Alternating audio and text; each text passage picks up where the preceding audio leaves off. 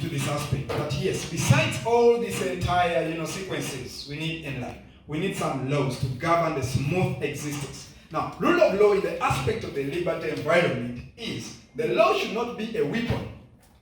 The law should be a tool. Now, when the law is a tool, it strikes within to ensure after whatsoever I'm doing, I should not cross over the other lane to infringe on the interests or the will or desires of the other. Now, where a law becomes a weapon is when I use my own comparative advantage and elevate the law to suppress the others. And that one largely happens in our society. Are we getting the point? So rule of law and rule by law are totally different aspects in this kind of explanation. So we do understand that we need laws. Okay? Though the laws ought to exist to be tools of progress, not weapons. Okay? Okay, that's rule of law. And then next is spontaneous order. Now, spontaneous order spontaneous order is actually systematic, unforced, okay? Undesigned order. Like, let's say language.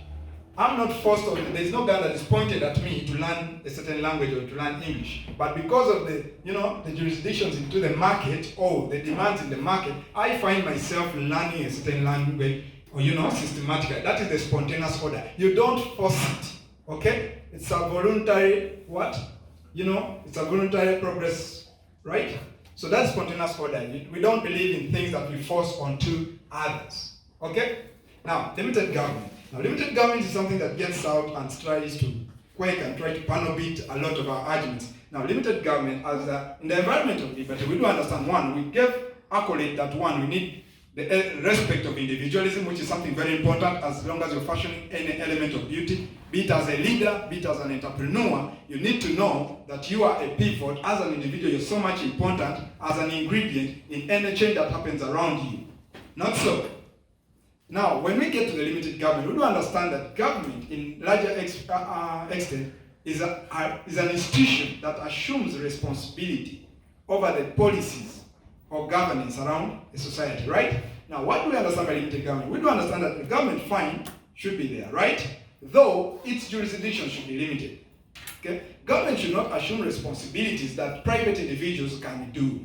That's the first thing under limited government. And then two, government should be sizable in a way that it should not be bigger than actually the power. It should not have more power than the people that actually ought to entrust them into the what? To the ring. That's the concept. Though I know some thoughts are raining down into our minds, but I want us to narrow it down. I remember starting it all that the comments of the liberty is the individualism, okay? When we are thinking all these things, don't try to look at, okay, we are now 50 people and trying to be suppressed by the entire thing. Look at yourself as an individual. Are you a victim of the circumstances that are happening around you? Do you pay allegiance to do you try to actually, give over most of the responsibilities of the decisions you have to make in your life to the government? Should it be the government to decide for you whether you can make it in life or not? We have reached an extent whereby you go somewhere and then someone starts government to young. Now, as a libertarian, before reaching to that level, I first have to take over the responsibility of myself. Even on the private matters that I can actually settle on. These are concepts that actually settle down and guide you and shape you to have the ultimate and the beauty of having the self-advancement before trying to look at the collective picture. Are we together with someone here? Okay, let me narrow it down now quickly. When I joined Students for Liberty, first and foremost, I had this beautiful dream that was actually crafted into me from the society set up, to the large extent, most of us believe what we believe because it's how it has raised us. Not so. Most of us believe what we believe because it is how it has raised us. To a lesser extent, we think our own thoughts and try to command the aspects of our life. Now, here's the beauty. Growing up in a family of an average employee, a government worker, the big dream is get a government job. Is it allowances, get pains, they call it pension, something like that, So I grew up having this entire picture, government is the safe zone. All the pursuits and whatever you go, study hard, be an engineer, sciences were good, that is the doctrine that is in place. That's the picture. Now, my first interaction with Students for Liberty, I think it was a Liberty camp, and these thoughts came in, private property, having control over your life. Then before me, I was like, no, but government should do this, but government should do this. Someone told me, do you think government has your best interest at its heart? Or it's you who has your best interest at your heart? That's the question that settled at the core of my heart. I think rambled around me for over a period of 3 months, questioning myself. I think I can live at the expense of the government. But on the other hand, government is living at the expense of not only me, but at the expense of everybody called a citizen. Are we getting the point? So that's the point I started shaping out that, no, this is not the picture. I need actually to design concepts, to design avenues that I ought to be in control of before subjecting. That's how this entire picture of actually knowing to change the society around me, I have to get into more of identifying problems around. I have to design solutions that are largely into my control. Okay? That's when the entire avenue of thinking into entrepreneurship as an approach, benchmarking it and actually beating it, merging it with the leadership became so important. That was the point I thought of think tanks, business. I think as for now, I think we're working on it. I think it's the third company already. I'm an engineer by profession, so we do contracting, okay? But all those dreams could not come to a reality, could not come to a ground. I think most of George registered the company, Oscar's the company. These are the mindsets now that come into the picture. You realize now, how do we become the Jack Sparrows of our Caribbeans? But where does all this commence from? Having this entire shift at the picture that you are the one who has the best interest of your life, of your future at heart. That is where it all commences from. If there's anything we have to attribute from this entire thing, going forward into the discussions of liberty, is the footprint is individualism before we get to the entire avenue of trying to interact more and actually exchange more value for value. More sharings will come in, but that is the attribute. When I joined Students for Liberty, the biggest success in the picture was getting to the settlement and to the agreement that I ought to architect everything I think I should be part of.